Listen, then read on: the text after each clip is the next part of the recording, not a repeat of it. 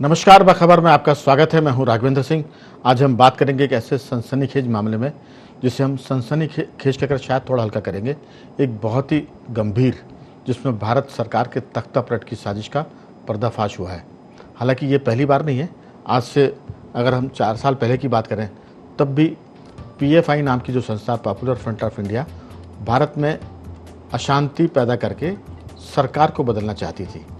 और इस पूरे मिशन को पाकिस्तान की ISI संस्था, पाकिस्तान की सरकार और अगर अप्रत्यक्ष बात करें तो चीन और अमेरिका तक इसकी मदद कर रहे हैं।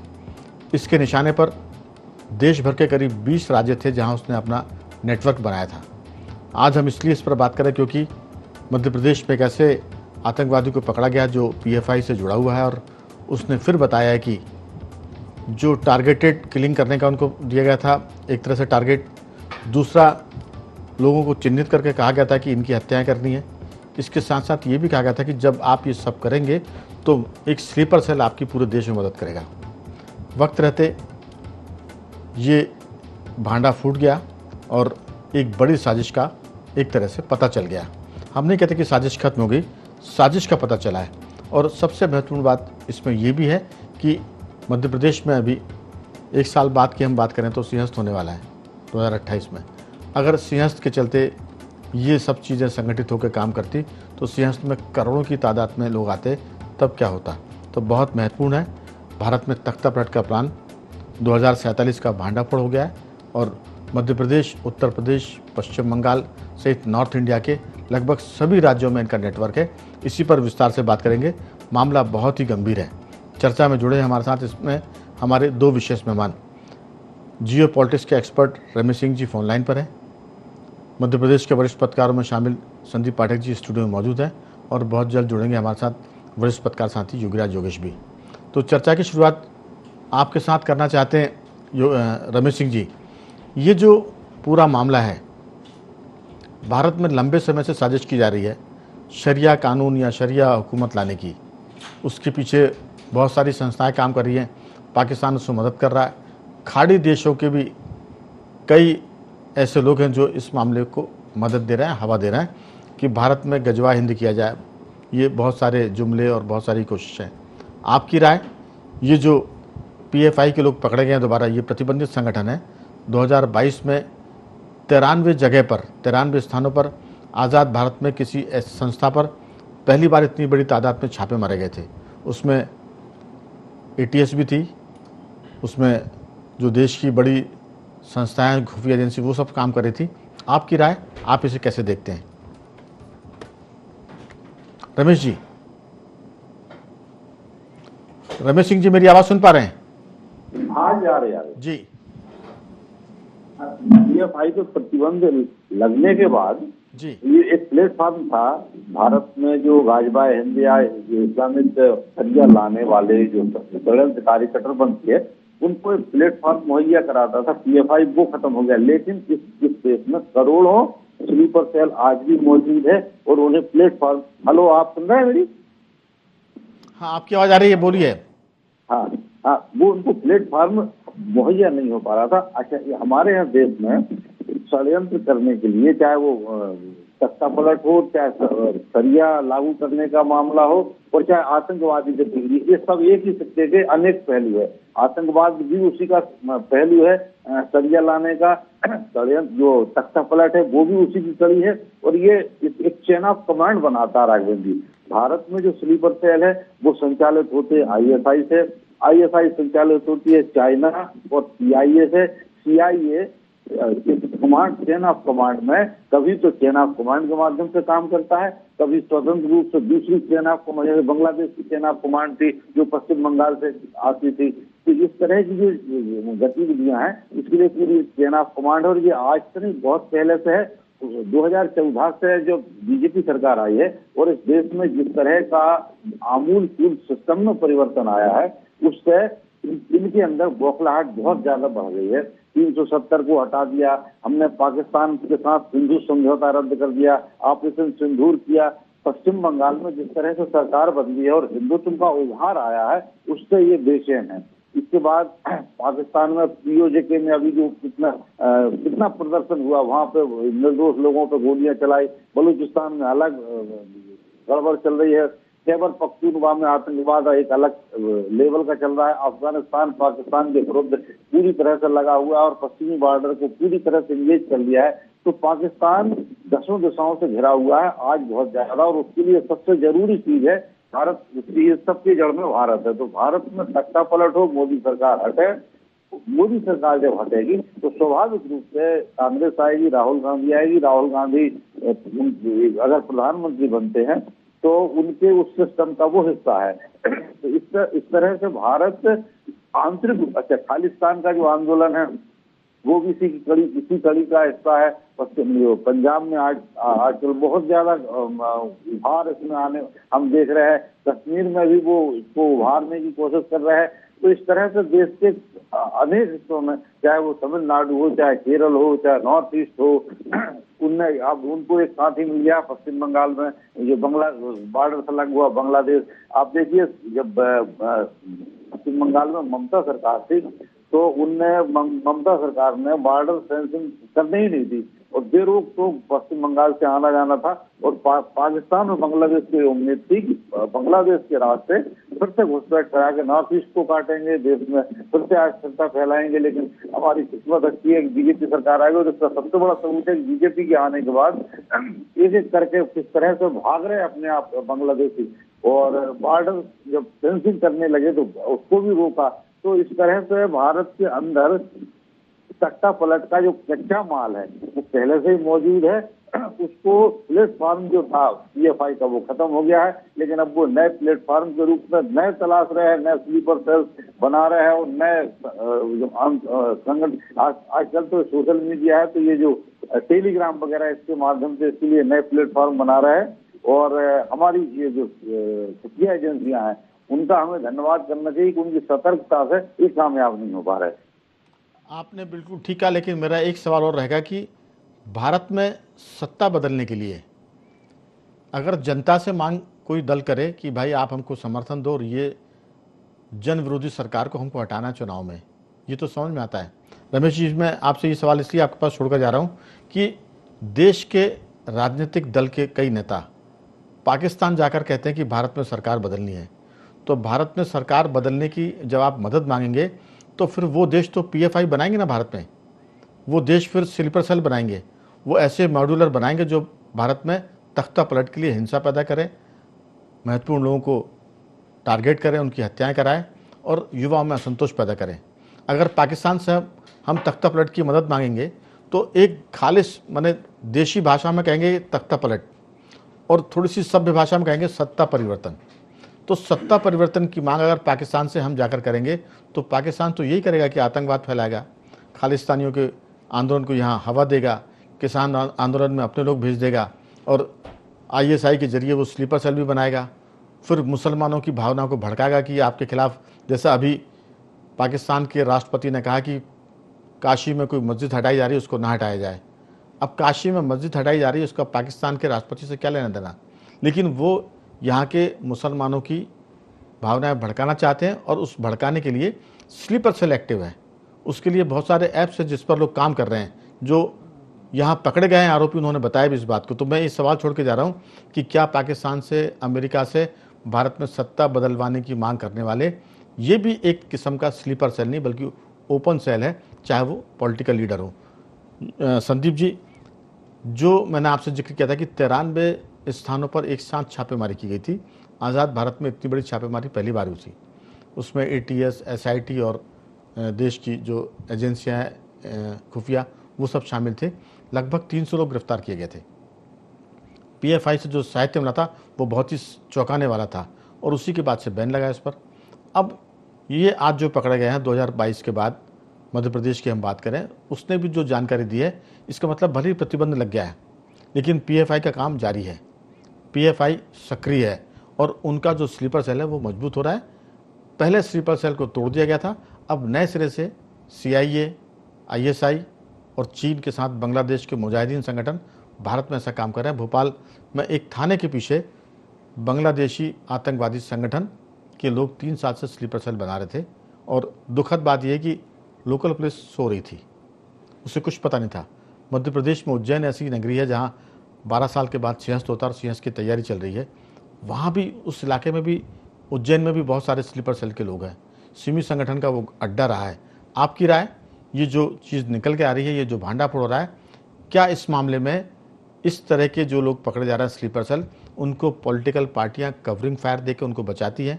क्योंकि यही पार्टियां विदेशों में जाके भारत में तख्ता पलट की मांग करती हैं और उनसे सहायता मांगती है। एक किस्म के वो भी आतंकवादी है। मैं किसी का नाम नहीं ले रहा हूँ, आपकी राय?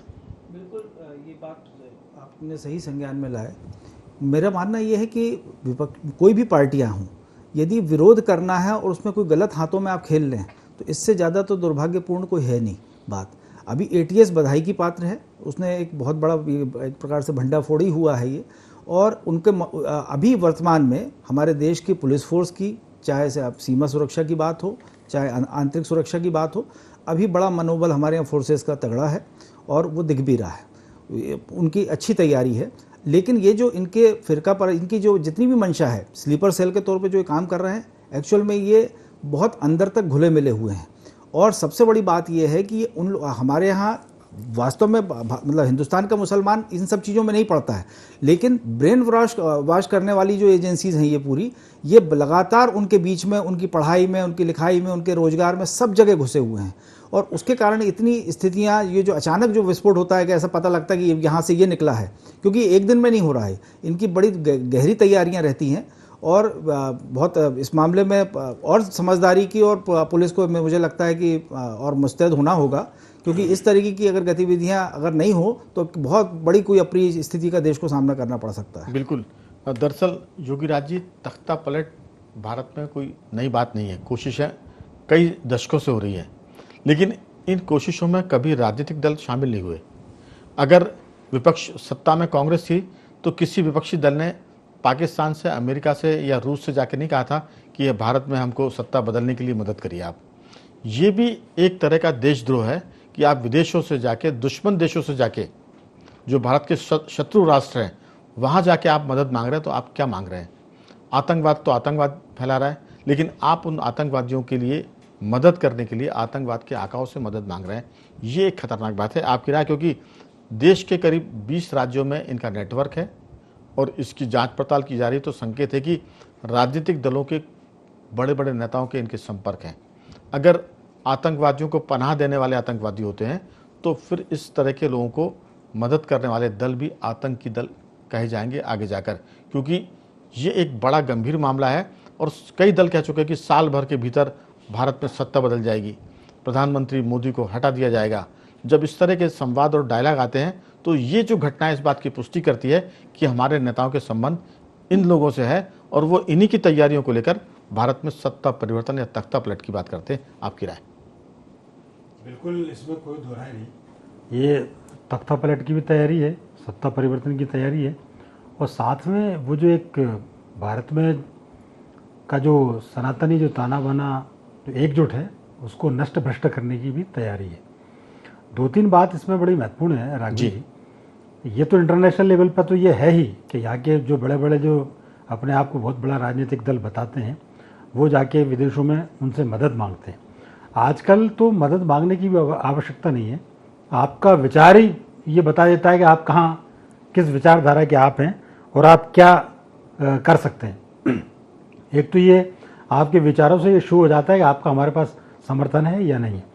दूसरा, सरकार का सपोर्ट मांगने की आवश्यकता है या नहीं।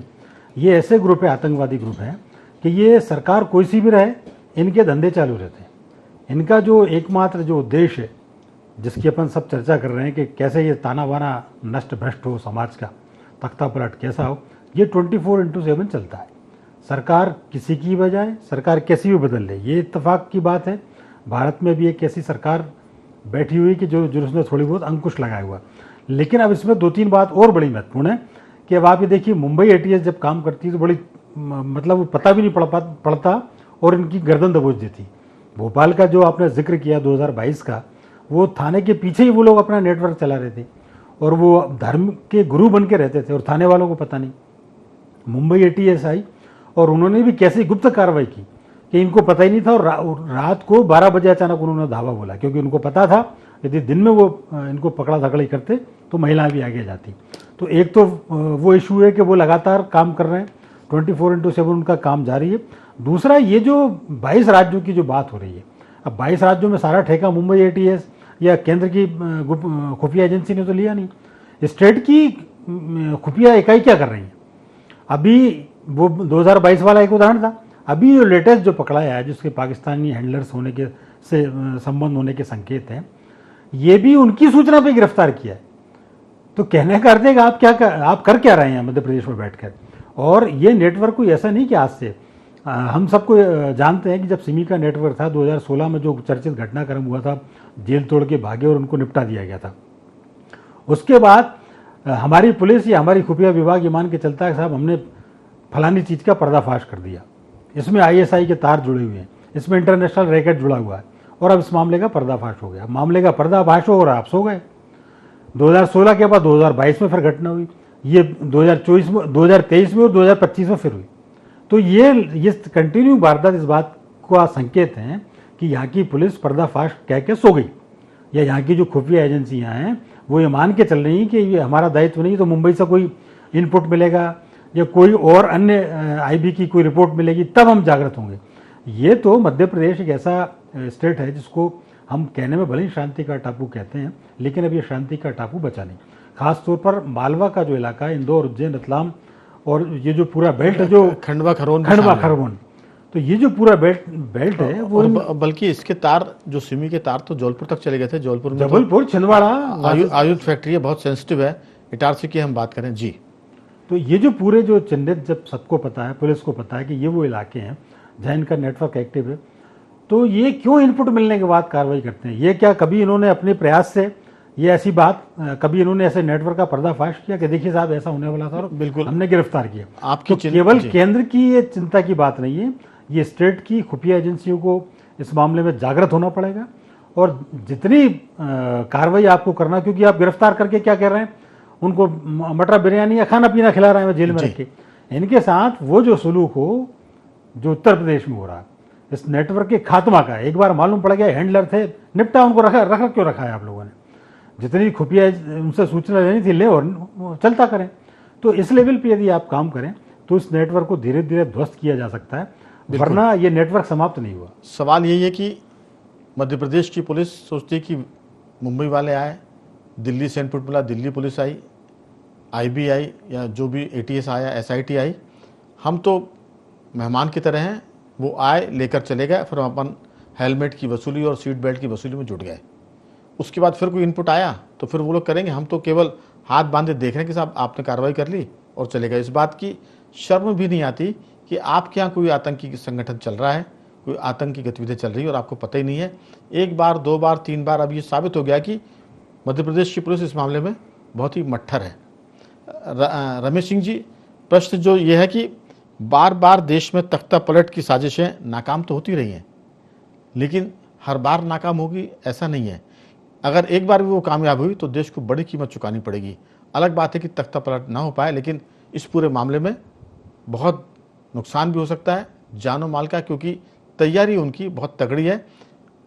कहा जा रहा है कि आप टारगेट किलिंग करिए, ऐप के जरिए लोगों का ब्रेन वॉश किया जा रहा है, स्लीपर सेल बड़ी तादाद में है, और ये भी कहा जा रहा है कि जब आप कार्रवाई करेंगे तो आपकी मदद के लिए पूरे देश में जो हमारा नेटवर्क है वो वक्त आने पर आपका साथ देगा। यानी जो स्लीपर सेल सो रहा है, जैसे कोई घटना उनको करनी है तो पूरे देश में वो हिंसा कर सकते हैं, हत्याएं कर सकते हैं, और इसके साथ साथ रेल और सड़क यातायात बाधित भी कर सकते हैं, ताकि रसद पानी या जो सुरक्षा बल को पहुंचने में दिक्कत आए।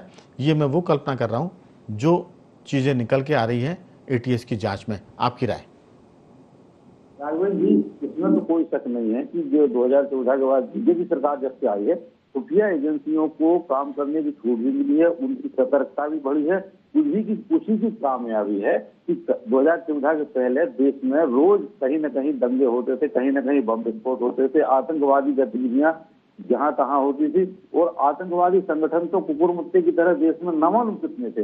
2014 के बाद आप देखिए कि पूरा सफाई, मतलब आतंकवादी घटनाएं नहीं हो रही, दंगे नहीं हो रहे, बम विस्फोट नहीं हो रहा है, और आतंकवादी संगठन को अब नाम रखने में भी डर रहा है। जो सीनियर PFI के जो खत्म किया था, तो इसमें तो कोई शक नहीं है। लेकिन सबसे बड़ी विडंबना ये कि इस देश के कुछ राजनीतिक दल भी बहुत दुखी है, वो पूरे प्रयास कर रहे हैं, दुनिया भर से उनको मदद भी मिल रही है, वो मदद भी ले रहे हैं, इसके बाद भी वो कामयाब नहीं हो रहा है। इसकी कुछ वजह है कि एक तो जो खुफिया एजेंसियां उनकी सतर्कता बहुत ज्यादा है, इसमें कोई शक नहीं। लेकिन एक कारण और है, ये बहुत बड़ा देश है, संस्कृतियां अलग अलग है, विचारधाराएं अलग अलग है, देश के अलग अलग, जैसे आप देखिए साउथ का एक अलग ही मिजाज रहता है, नॉर्थ का एक अलग रहता, नॉर्थ ईस्ट अलग टाइप से बिहेव करता है, पंजाब अलग बिहेव करता है, गुजराती अलग सोचते। तो एक रूपता ना होने की वजह से, सांस्कृतिक एक रूपता ना होने की वजह से इनके जो षड्यंत्र है वो कामयाब नहीं होते। अभी आप देखिए वो मौलाना नोमानी है, उनमें एक अलग ढपली बजा रहा है, वो देश के हिंदुओं के विभिन्न सेक्शंस को गैर हिंदू घोषित सिद्ध करने में लगे हैं और कोशिश ये कर रहा है कि हिंदुओं के ये धड़े अपने आप को गैर हिंदू घोषित करके बगावत कर। अरे भाई, अगर जैसे मान लीजिए कोई अपने आप को हिंदू नहीं मानता, तो इसका ये मतलब थोड़ी है वो सत्ता भारत की सरकार देश की जनता ने चुनी है, देश के बहुमत के लोगों ने चुनी है। अगर कोई उसमें हिंदू भी है, गैर हिंदू भी है, सिखों ने भी वोट दिया, जाटों ने भी दिया, लिंगायतों ने दिया, तमिलों ने, सबने दिया है। अब अगर वो अपने आप को हिंदू से अलग करते, इसका मतलब ये थोड़ी वो तख्ता पलट कर देंगे। तख्ता पलट की हालत ये है राघवेंद्र जी, केंद्र सरकार FRCA का जो कानून है उसमें संशोधन करने वाली है, और उस संशोधन की आहट से अमेरिका में दोनों दल, जो डेमोक्रेट और रिपब्लिक है, वो बेहाल पागल, इतना दबाव है अमेरिका के विदेश मंत्रालय पे उनका कि किसी भी तरह से कानून पारित ना हो पाए। क्योंकि ये कानून भारत में अबाधित रूप से धन भेजता है, जो देश में आंतरिक अस्थिरता पैदा करने के लिए, देश के विकास को रोकने के लिए, देश की विभिन्न विकास परियोजनाओं में अड़ंगा डालने के लिए, देश की और सरकार तख्ता पलट होता, तो तख्ता पलट के तो न मालूम कितने प्रयास किए। डोनाल्ड लू तो हर चुनाव में बैठे थे, यहाँ आके भारत में पिछले चुनाव में आके बैठा था डोनाल्ड लू तख्ता पलट करने के लिए, मोदी सरकार ना आए, तो वो कामयाब नहीं हो पा रहे। लेकिन ये FRCA के कानून में संशोधन ये सिद्ध करता है कि विदेशी और खासतौर से अमेरिका कितना परेशान है भारत में तख्ता पलट हो। भारत में अबाधित रूप से अभी 90 करोड़ डॉलर का एक स्कैम पकड़ाया, तमिलनाडु में गिरफ्तार हुए। अमेरिका के कुछ नागरिकों ने वो डेबिट कार्ड लेके आए थे, पर वो भी थोड़े बहुत नहीं, हजारों डेबिट कार्ड है ये, तो उन डेबिट कार्ड से पैसे निकाल के वो कहाँ खर्च, वो ये जो वामपंथी संगठन है, जो माओवादी संगठन है, अर्बन नक्सल है, इनको पैसे देते हैं। ये संगठन अपने अलग गतिविधियां चलाते हैं, उनमें ये इस्लामी कट्टरपंथियों को सहयोग भी करते हैं और उनका सहयोग भी लेते हैं। आप ये देखिए, हमारे गृह मंत्री की काबिलियत है, उनने खुफिया एजेंसियों को सतर्क भी किया है और वामपंथी जो नक्सलवाद है उसका सफाया कर दिया। तो ये जो विदेशी एजेंसियां हैं ये बहुत परेशान है कि ये इतनी शांति कैसे है। देखिए कोई दंगे नहीं हो रहे, 370 खत्म होने के बाद कश्मीर शांत है। रमेश जी, अकेले इतने से काम चलने वाला नहीं है कि हम इस बात पर खुश हो जाएं कि नक्सलवाद खत्म हो गया। हमारी खुफिया एजेंसियां बहुत सक्रिय है, जितनी आप ताकत से काम कर रहे हैं देश विरोधी शक्तियां उतनी ताकत से भी वो भी काम कर रही हैं। ऐसा नहीं कि अगर आप ताकत से काम करें तो वो शांत हो गई हैं। यही वजह है कि संदीप पाठक जी, जितनी सक्रियता से देश की सुरक्षा की तैयारी हो रही है, उतनी सक्रियता से देश के भीतर आंतरिक सुरक्षा को ख़त्म करने की बात भी हो रही है। और उसमें सबसे चिंताजनक बात यह है कि हमारे राजनीतिक दल के बड़े लोग इसमें शामिल हैं। वो कहते हैं कि 1 साल में तख्ता पलट हो जाएगा, लोग सड़कों पर निकल आएंगे, भारी हिंसा होगी। इस तरह की बात वो अब सरेआम कर रहे हैं। मैंने ऐसी बात करने में उनको लज्जा नहीं आ रही, शर्म नहीं आ रही, बड़ी निर्लज्जता से वो बात करते हैं। और जब वो नहीं हो पाता तो फ्रस्ट्रेशन में आके सोचते हैं कि कब देश में हिंसा होगी। वो इंतज़ार करते हैं कि ये हिंसा इतनी लेट क्यों हो रही है। अगर ये सब चीज़ें हैं तो ये पता चलता है कि केवल स्लीपर सेल नहीं है, पॉलिटिकल सेल भी इसमें शामिल है। आपकी राय? मुझे ऐसा लगता है कि जो हल्का राजनीतिक जो आरोप प्रत्यारोप का दौर चल रहा है, आप हम देख रहे हैं जी, इससे बहुत अस्थिरता तो आ ही रही है और ये बहुत निंदनीय भी है। मुझे सिर्फ इसमें ये कहना है कि अभी चूंकि केंद्र का मजबूत पक्ष है और इसी सूत्र में पूरे राज्य पिरोए हुए हैं। मेरा मानना है कि अधिकतर राज्यों की फोर्स उनके साथ कोऑर्डिनेशन में है। अधिकतर राज्य, कोई अपवाद हो सकता है, हम उसमें मध्य प्रदेश को भी शामिल करते हैं, न्यून अधिक हो सकता है भौगोलिक परिस्थिति से, वहाँ की अपनी व्यवस्थाओं से। लेकिन आप ये कह के कि अपन इसको खारिज नहीं कर सकते कि वहाँ का तंत्र बिल्कुल विफल है।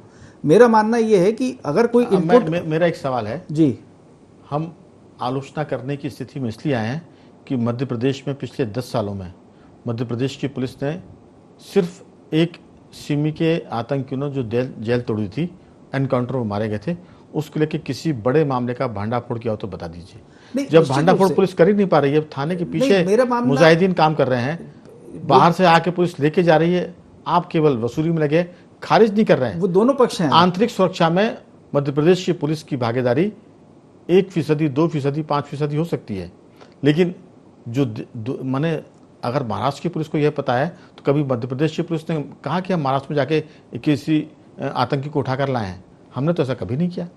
जी, बिल्कुल आपसे मैं सहमत हूं, और मेरा यही कहना है कि पुलिसिंग को जिस तरीके से टाइट होना चाहिए, जी। वो चीज़ें तो बिल्कुल आप इनको स्वागत योग्य भी सलाह है आपकी ये, और इनको अमल में लाना भी चाहिए। मेरा दूसरा कहना था, मेरा इस बात में ये कहना था कि अगर कोई भी बड़ा इस तरीके के स्कैंडल या कोई जो आतंकी गतिविधियों को संचालन करने वाली को नेस्त नाबूद करने की बात आती है, तो उस समय हम लोग अगर ये कह के उजागर, मेरा ये कहना था कि ये बहुत ही इंटरनल मैटर है, और इस समय यदि इन लोगों को और इन ताकतों को अगर इस तरीके का ये मिल जाएगा कि यहाँ कमजोर है, तो और ज्यादा उस स्थिति पर हम गलतफहमी में है कि उनको पता नहीं है। वो ताकतों को सब पता है कि कौन सी पुलिस सो रही है और कौन सी जाग रही है। हम उनको भले ही उनकी पीठ ठोकते रहे कि नहीं वो तो काम कर रहे हैं। सवाल है कि काम कर रहे हैं तो दिखना चाहिए ना, काम दिख नहीं रहा, हम पीठ ठोकते रहेंगे तो ये भी एक तरह से जाती होगी, और हम वैसा जैसे कि सामने बिल्ली आ जाए या शेर आ जाए और हम आंखें बंद कर लें। हम मध्य प्रदेश की पुलिस को से भी ये दरकार है कि वो करिश्मा दिखाए। योगीराज जी, वही मेरा जी, आपकी बहुत छोटी सी टिप्पणी। असल में है क्या कि हम ये मान के चलते हैं कि देश में इतने राज्यों में बीजेपी की सरकार है तो हम बिल्कुल सेफ हो गए। 2-3 सरकारें एक ऐसी हैं जिनकी दहशत की वजह से ये काम हो रहा है। उत्तर प्रदेश में आतंकवादियों पर, टेररिस्ट पर और गुंडों पर ऐसी कार्रवाई हुई कि वो तिलमिला के इधर उधर भग रहे हैं। बिल्कुल। और भग रहे हैं तो कहाँ आ रहे हैं? जो शांति के टापू हैं, जो माने जाते हैं यहाँ साहब यहाँ हम सेफ है, जहाँ यहाँ पे हम इंटरनेशनल लेवल पर अपनी एक्टिविटीज कर सकते हैं। जी, तो यहाँ के लोगों को समय क्या, मैं 2-3 बात यहाँ की सेल को, अब वो तो स्लीपर सेल है, ये स्लीपर में, ये स्लीप मोड में चले गए पूरे के पूरे पुलिस। स्लीपर सेल एक्टिव है और जो पुलिस है वो स्लीपर माने स्लीपिंग मोड पर चली गई है। इस मामले में नहीं, अगर एक्टिव मोड पर है तो वो हेलमेट की चेकिंग में है और बाकी मामलों में। लेकिन उम्मीद करते हैं कि जैसा संदीप पाठक जी कहते हैं कि नहीं ज़रूर एक्टिव होगी, हम भी ऐसा मान लें कि वो अगर नहीं है तो कम से कम पाठक जी की बात को ध्यान में रखकर एक्टिव हो जाए और कुछ करिश्मा करके बताए कि हमने भी कोई भांडाफोड़ किया है। तो कह सकते हैं कि भारत में तख्ता पलट के प्लान का भांडाफोड़ तो हो गया है, लेकिन ये तख्ता पलट के प्लान रोज़ बनेंगे, रोज़ आपको सक्रिय होना पड़ेगा।